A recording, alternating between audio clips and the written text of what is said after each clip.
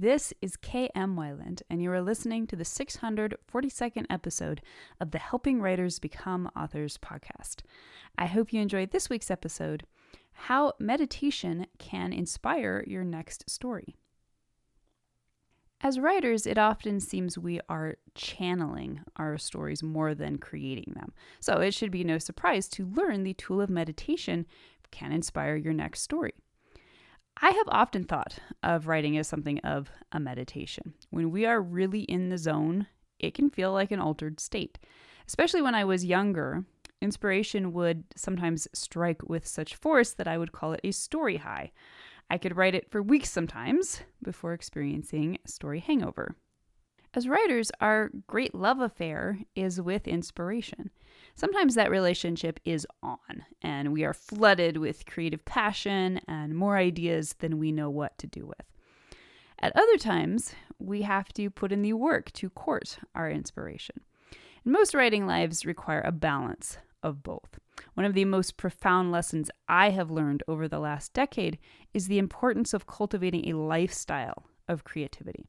And this means not just observing what lifestyle patterns contribute to sustainable creativity over the long term, but also seeking out specific tools that can help foster and boost creative patterns.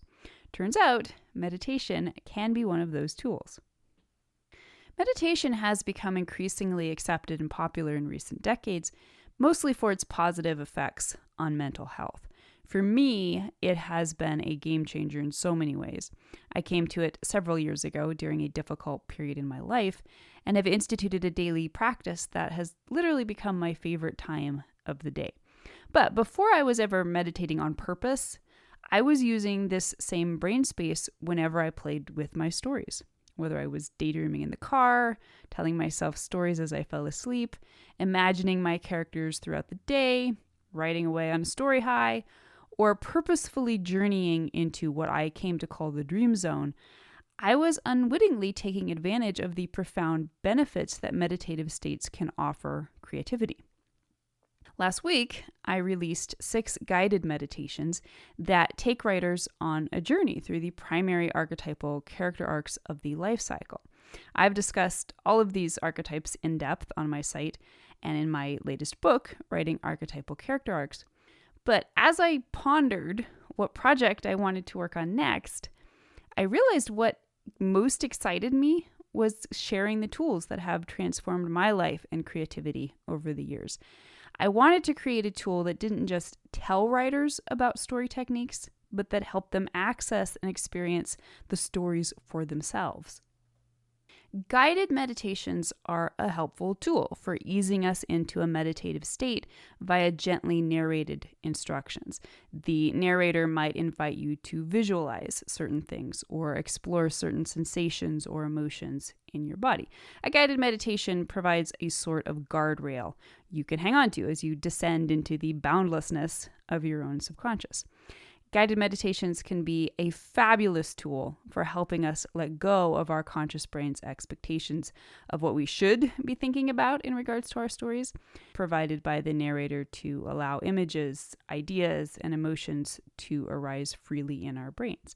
In my experience, the results can be profound and surprising.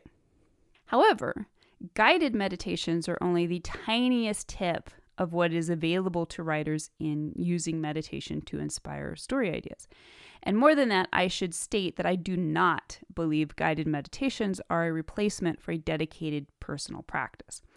Regardless, the aim is to access our subconscious creativity, to delve beneath the conscious and logical chatter of our ego brains, and to discover the resonant symbolism and profound originality within the deep reaches of our own imaginations. My own personal favorite approach to using meditation to inspire my stories is what I call dream zoning. It requires no guide, although I do set up my space with certain helpful cues, particularly music, to help prime the pump. For me, the experience of purposefully entering the dream zone is both exhilarating and deeply restful, in contrast to consciously brainstorming a story, which is often an intense and even tiring experience. Dream zoning is like dreaming. It's like tuning in to a favorite program and just watching. For me, there's also a deep sense of coming home. I have never left the dream zone without at least one great idea for my story, and usually many ideas. So whether you're using a structured approach, such as the archetypal character guided meditations that I've created, or just freewheeling, here are 5 steps I use to create a successful meditation for new story ideas or inspiration. Tip number 1, set the space.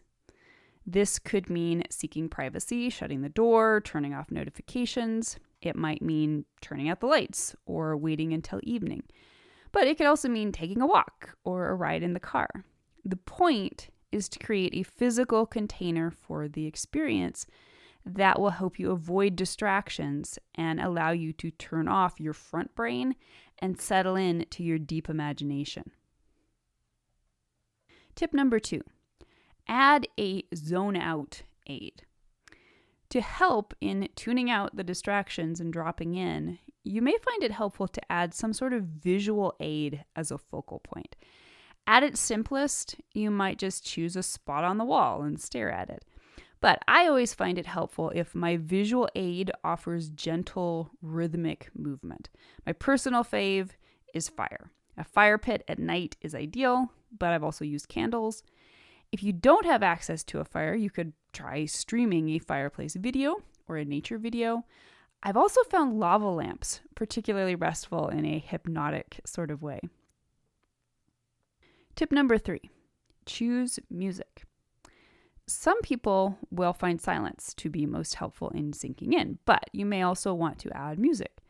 For me, music takes it all to another level.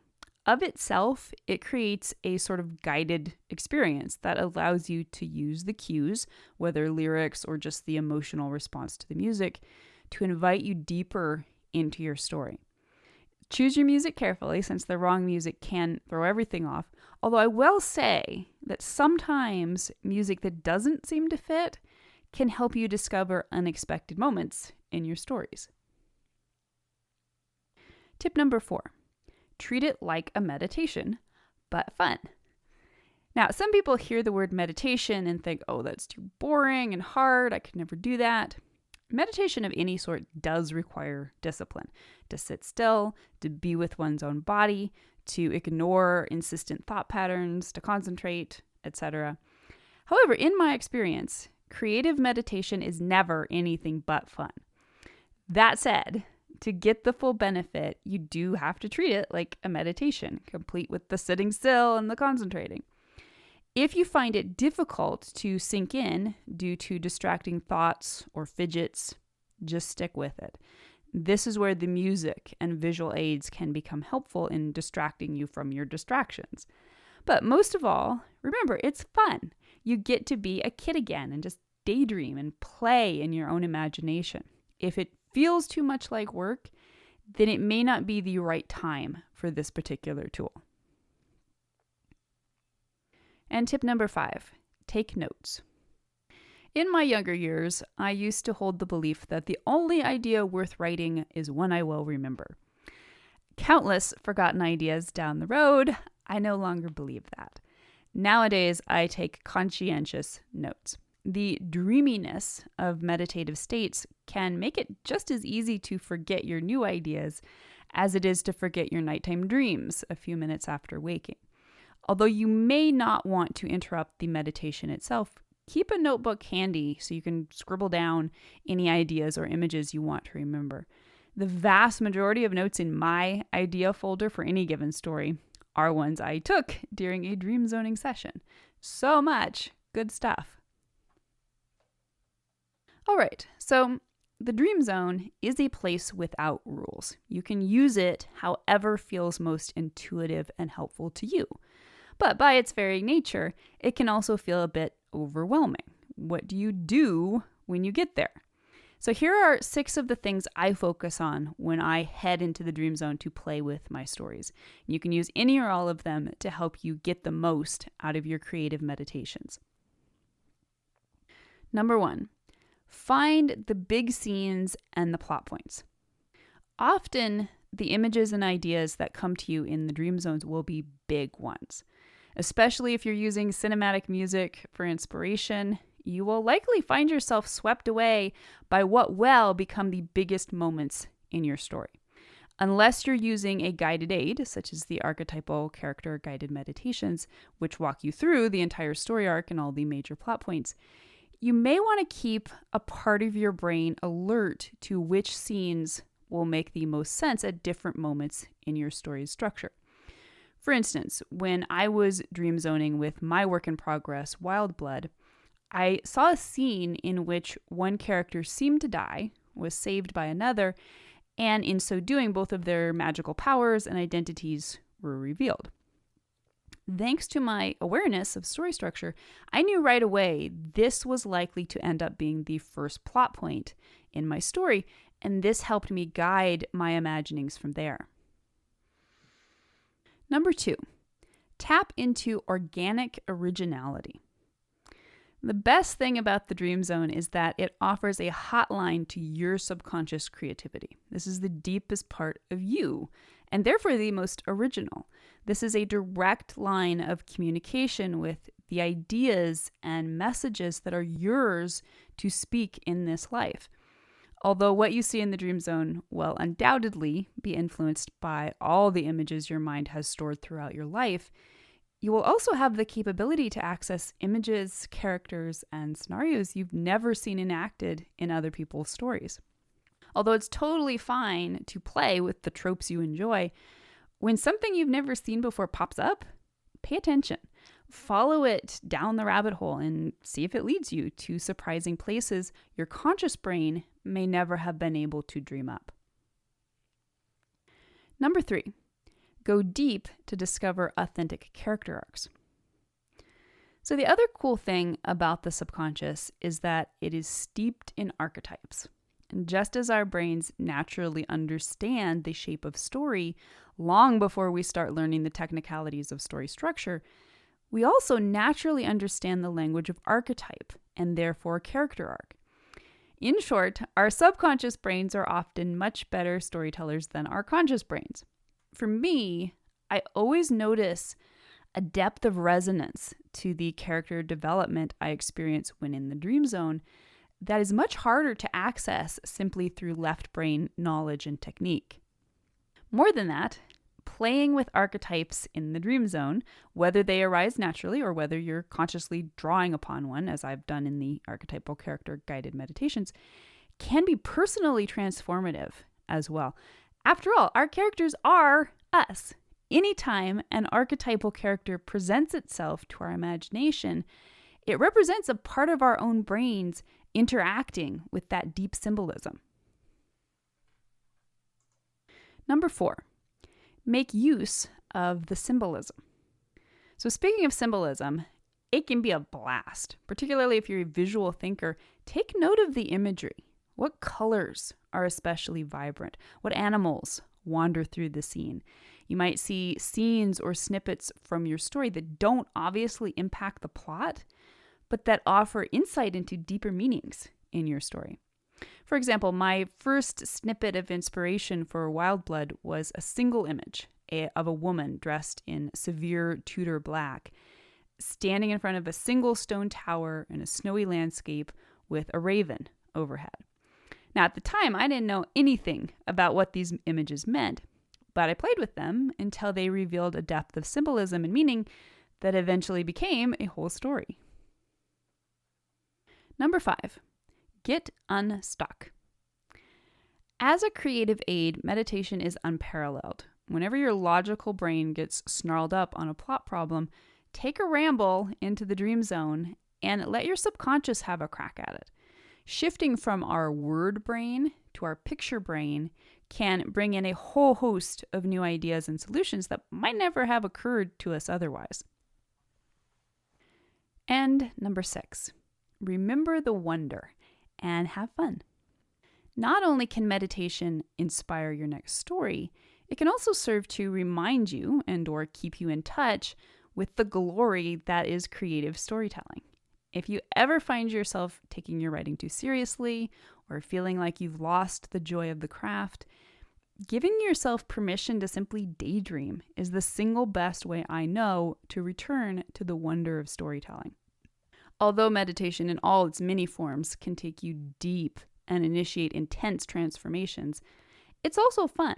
It offers a return to the simplicity of our own imaginations, such as we experienced in childhood, back when we walked the dream zone all the time. Most writers access meditative states without even realizing that's what they're doing. But if you're feeling in need of a little extra wonder, and let's be honest, who isn't? Or just want to consciously utilize the manifold benefits of using meditation as a creative aid, try setting aside some dedicated time to play in the dream zone. If you want to start out with a guide that will help you explore specific archetypes and symbolism, as well as all the important structural beats, you can check out my new archetypal character guided meditations. But really, all you need is a little privacy and your own imagination. Who knows what you'll find? But before you go on that dream zone journey, I hope you will stop by my site and join in the conversation. And tell me, do you think meditation can inspire your next story? Have you ever tried dream zoning or some equivalent? If you'd like to be part of the word player community over on my site and join in the conversation on this subject, be sure to stop by the website at helpingwritersbecomeauthors.com. You can always find a transcript of the most recent podcast and add your voice to the discussion by visiting the first post on the site's homepage. And don't forget that if you're looking for an older post, you can always find those by putting the podcast title in the search field at the top of the right-hand column. If you enjoyed this podcast, you can subscribe on Apple Podcast, Spotify, and Amazon Music, or whatever your favorite podcast platform may be.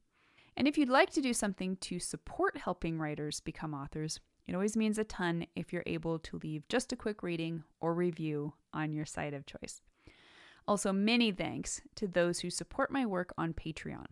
Your patronage helps make helping writers become authors and its many resources available to writers everywhere.